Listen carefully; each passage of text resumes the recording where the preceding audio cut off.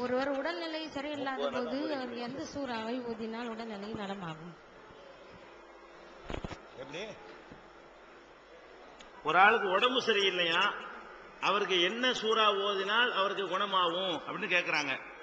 அதாவது எத்தனை சூறா ஓதினாலும் குணமாகும் என்ற எந்த ஒரு கேரண்டியும் கிடையாதுங்க.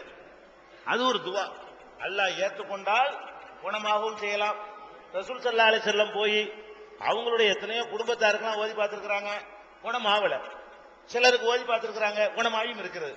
ஆனால் என்ன சொல்லணும் அப்படின்னு கேட்டா, நோயாளிகளை பார்க்க போகும்போது சொல்வதற்கு சில துவாக்கள் இருக்கிறது.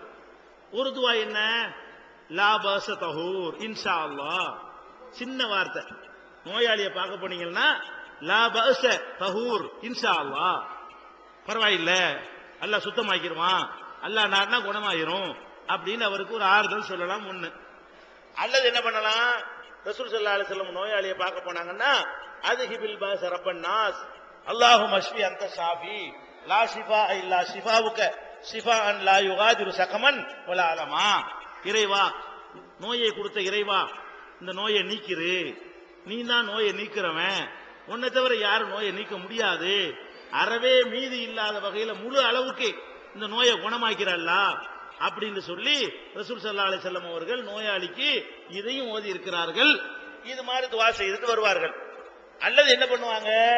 ரசூல் ஸல்லல்லாஹு அலைஹி வஸல்லம் அவங்களே நோய்வாய்ப்பட்டிருக்கும் பொழுது அந்த கடைசி சூறாக்கள் இருக்கு பாத்தீங்களா, குல் அஊது பிரப்பில் ஃபலக், குல் அஊது பிரப்பின் நாஸ், அந்த 113 114வது சூறாக்கள், கடைசி சூறா 2, இதே ரசூல் ஸல்லல்லாஹு அலைஹி வஸல்லம் ஓதுவாங்க. அவங்களுக்கு ஓத முடியாத அளவுக்கு நோய்வாய்ப்பட்ட நேரத்தில் ஆயிஷா நாய் என்ன செய்வாங்க? அதை ஓதி அவங்க கையில ஊதி அவங்க மேனியெல்லாம் தடை விடுவாங்க என்றெல்லாம் ஹதீசுகள்ல இருக்கிறது. ஆனா அதெல்லாம் எதுக்கு? ஒரு ஆறுதலுக்கு செஞ்சுக்கலாமே தவிர, நோய் வரணும்னா வந்துடும், குணமாவணும்னு எழுதுனா மருந்து சாப்பிட்டா கூட அப்படித்தான், இந்த மாதிரி பண்ணா கூட அப்படித்தான். அது ஒரு நம்ம ஒரு ஆறுதலுக்கு நம்பி நம்ம சொல்லிக்கிறோம். அல்லாஹ் நான் ரசூல் ஸல்லல்லாஹு அலைஹி வஸல்லம் அவங்களே ஒரு நாள் காய்ச்சல்ல ரொம்ப துடிக்கிறாங்க, வந்து கேட்கறாங்க, ரொம்ப கஷ்டப்படுறீங்களோண்டு. அப்ப ரசூலுல்லாஹ் என்ன சொன்னாங்க? இன்னி ஊஆக்கு கமா யூஆக்கு ரஜுலானி மின்கும், உங்கள 2 பேர் படுற கஷ்டத்தை நான் ஒரு ஆள் படுறேன், அவ்வளவு வேதனை எனக்கு தாங்க முடியலங்கிறாங்க. வேதனையோட தான் இருந்தாங்க, வேதனையோட தான் மூத்தா போனாங்க. அதனால இந்த வேதனை, கஷ்டம், நோய்கள் எல்லாம் ஓதுனா தீருங்கிற மாதிரியான 100% கிடையாது. மருந்து சாப்பிட்டால் எப்படி சில நேரங்களில் குணமாகுதோ, சில நேரங்களில் குணமாகாம இருக்கிறதோ, அல்லாஹ் நாடணும், அதுக்குரிய நேரம் வரணும்.